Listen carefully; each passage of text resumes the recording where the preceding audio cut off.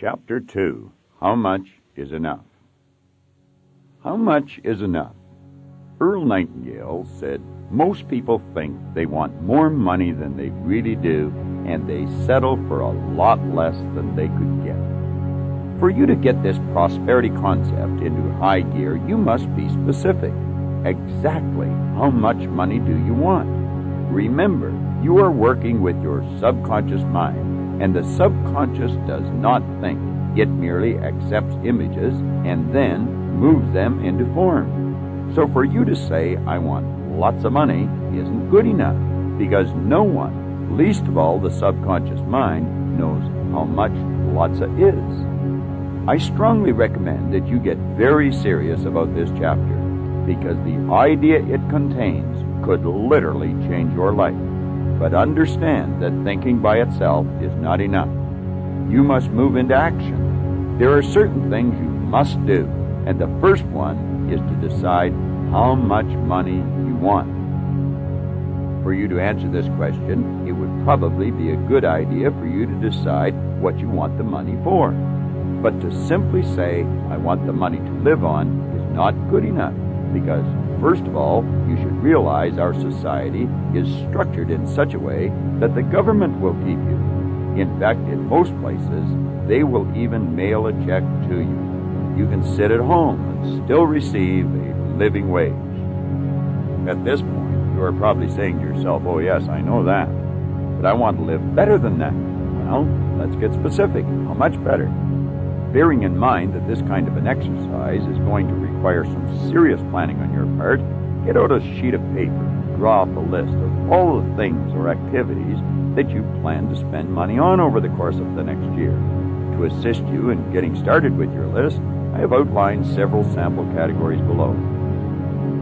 Food, rent, mortgage, clothes, automobiles, utilities, education, vacations, recreation, insurance, and savings. Understandably, these are just a few of the many possibilities, so keep working on your own list until it is complete. And remember, you do not fill in the amounts you are now spending. Rather, you take each item on the list, visualize how you want to live, and then fill in the amount of money it will cost you to do so. For example, you might only go out to a nice restaurant to dine on very special occasions, but you might visualize yourself spending a very enjoyable evening out for dinner once a week, where the service is excellent, the food is even better, and the environment is fit for royalty. How much would that cost? That is the figure you are looking for. You could be driving a car that is getting tired and is showing signs of rust, but you might visualize yourself driving a brand new car of your choice that you trade every year or two. How much would that cost? Remember, you do not have a contract to live forever, nor is this a practice run. This is your life, and you should be enjoying it to the fullest extent humanly possible. Therefore, you should have the amount of money you need to provide the things you want, to live the way you choose to live. Let me caution you, it would not be unusual for your mind to be playing tricks on you at this point, and you could be thinking, this is really crazy. I'm never going to have the money to live the way this book suggests. I want to remind you, however, that there are many people who do have enough money to live the way this book suggests, and they weren't born with it, and no one left it to them. They were born rich in the sense of having the God-given potential to succeed. Everyone is, but like most people, they were at one time short of money. Understand that you too can succeed, and you will, if you will only do as this book suggests. As I am writing this, I feel compelled to digress for a few lines, to remind you that you have great resources of talent and ability locked up within you, just waiting to be expressed. In this vein, I can vividly recall listening to a tape a number of years ago that Earl Nightingale made on attitude. I must have listened to that tape literally hundreds of times, and there was a part on it where he said, now right here we come to a rather strange fact. We tend to minimize the things we can do, the goals we can accomplish, and yet, for some equally strange reason, we think others can do things that we cannot. Earl went on to say, I want you to know that that is not true. You do have deep reservoirs of talent and ability within you, and you can have the things you want. I wouldn't even want to speculate on how many times I heard that section without really understanding what he meant.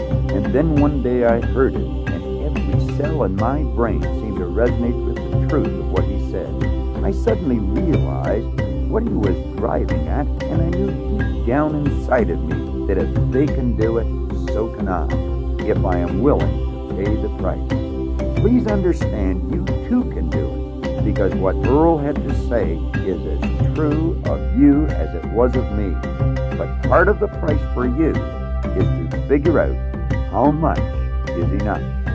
So don't just pull a figure out of the sky. Do it right, because when you're finished, you will be glad you did. Moreover, this exercise will also help you to develop a more disciplined mind. At this point, you might be thinking this section doesn't even concern you, because you are already too deeply in debt to start accumulating a sizable amount of money. But you will be happy to know we have a great idea which will help you deal with that problem as well.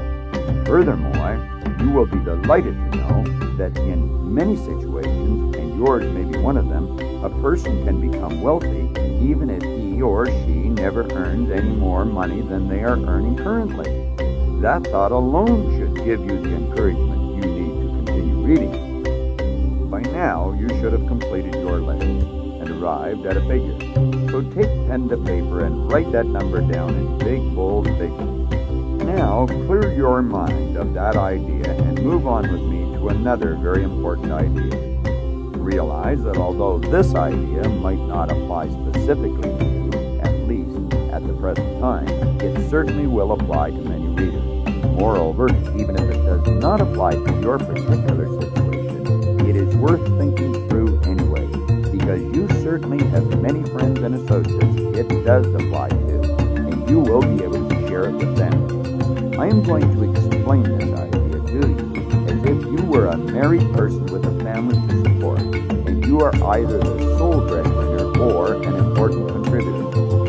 Now, one of the principal reasons for wanting the amount of money you desire is to provide for your family, and not just in an adequate manner. After all, you want them to live life to its fullest. Realize, therefore, that as long as you live and are able to follow the plan outlined in this book, you will be able to do as you want with respect to your family.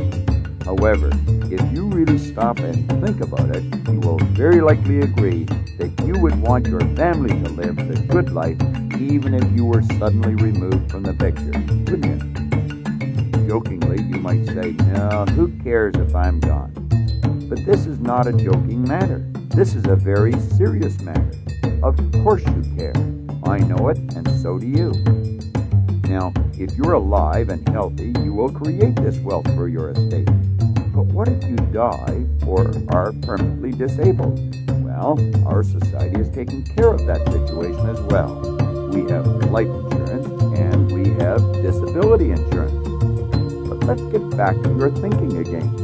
You might be saying to yourself, life insurance, what a ripoff. This guy Bob Proctor really doesn't know where he is coming from. Well, let me tell you that when it comes to life insurance, I believe I can claim to be an authority of sorts. For I have conducted seminars for the insurance industry for almost 10 years, and I have had close to 50,000 people from that industry go through my seminars. Therefore, I can assure you that when I say approximately 95% of the people whom you talk to are almost completely ignorant when it comes to the subject of insurance, I am not talking through my hat.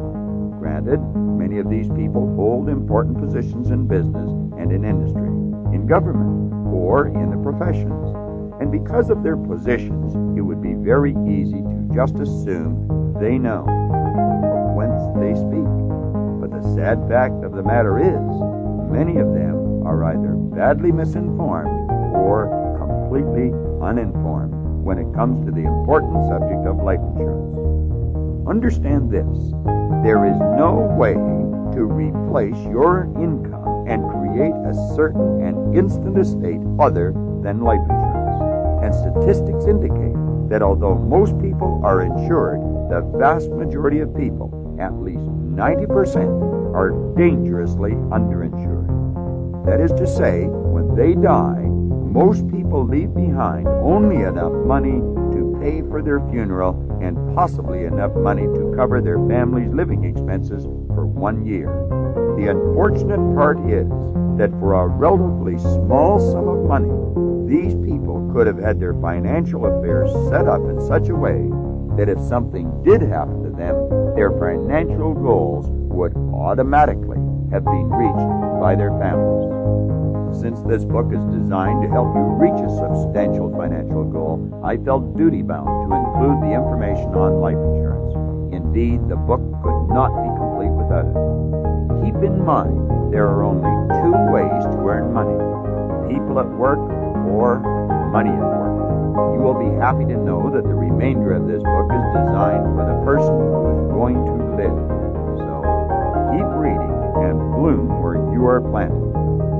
When do you start to live this good life? Is that the question you're beginning to ask yourself?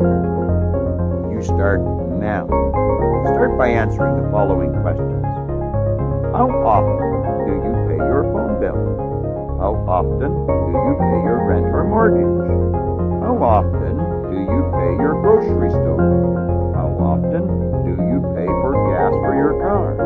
How often do you pay your doctor? How often do you pay yourself?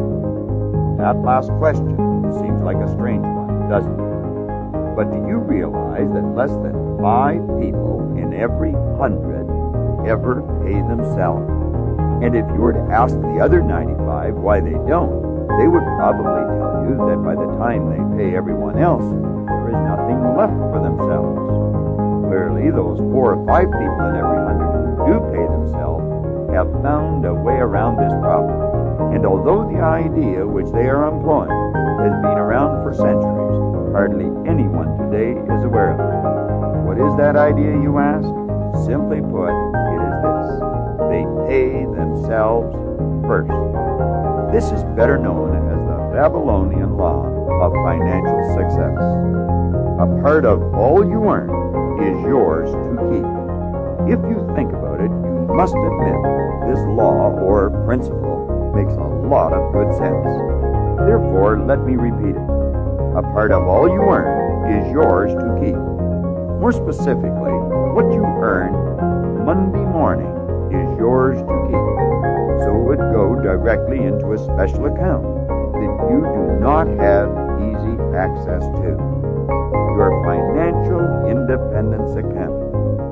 What you earn on Monday morning probably represents 10% of your income. Therefore, you should pay yourself at least that 10%, right off the top.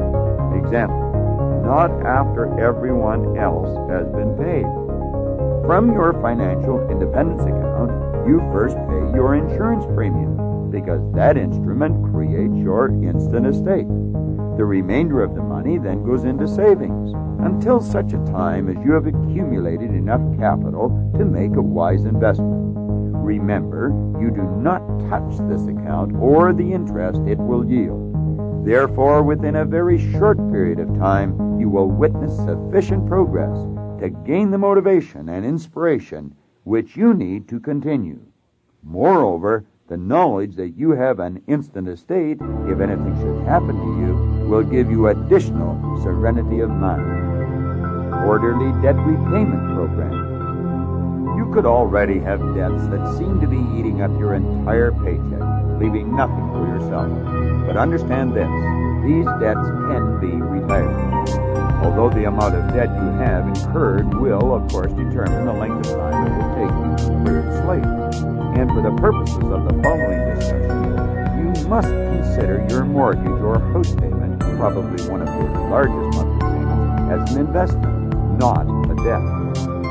Debt clearance account. Whatever money you earn Monday afternoon and Tuesday morning should go directly into your debt clearance account. This represents 20% of your income. You should also sit down and draft a letter, which you will send to all of your creditors advising them of your plan. However, before you mail the letter, you should first draw up a list of your creditors to determine what proportion of this 20% each of them would receive. It could conceivably be more money than they are presently receiving, or it could be less. Whichever way it works out, that will be the sum of money they will each receive. Nevertheless, whatever sum they do receive, they will receive it regularly on the stipulated date. The following is a sample letter you could use as a guide in drafting your own letter. Dear whomever, as you know, I am in debt for X number of dollars, and I intend to pay you in full plus interest. In order to achieve this goal, I have been devising a plan during the past few days to put myself in a stable financial position. To this end, I have opened a debt clearance account, and 20% of my income is going directly into that account. That will enable me to have sufficient resources to live on without worry or stress, and it will prevent me from falling further into debt. Each week or month, you will receive a check for X number of dollars from my DCA until my account with you is clear. I am aware that this is not the figure I had previously agreed to pay you, but I am sure you will be understanding and appreciate what I am doing. If you have any questions, please feel free to contact me. I am quite excited about my new plans, and if you would like to have me review them with you so that you might help others who are in your debt, I would be pleased to do so. Thank you in advance for your kind cooperation. Have a wonderful day. Sincerely, John Doe. Understand that your letter to your creditor is a statement of fact and not a request. It is you who are in charge of your finances, not your creditors. Be sure to have your letters neatly typed and enclose your first new payment with your covering letter. Realize there is an outside chance that some unreasonable person will not want to cooperate with you. They might even go so far as to phone you and attempt to intimidate you with threats of taking you to court, etc. Please hold your ground, because there is no court in the country that would not congratulate you when you explain your entire plan for financial independence. Moreover, you will find that 95% of the people whom you write to will be most cooperative. Now give yourself a good pat on the back, because as of this moment, you are well on your way to starting a completely new way of life. Let's briefly review what you have accomplished thus far. 1. You have an instant estate if anything should happen. 2. You have a savings account. 3. You are paying yourself. 4. You have an orderly debt repayment program. 5. You have 70% of your income to live on, to run the house and for entertainment. 6. Your mind is clear. Carry on with the big ideas coming your way in the remainder of this book. From this moment on, never think debt again. Remember that has all been taken care of. So just focus on your savings account and watch it grow.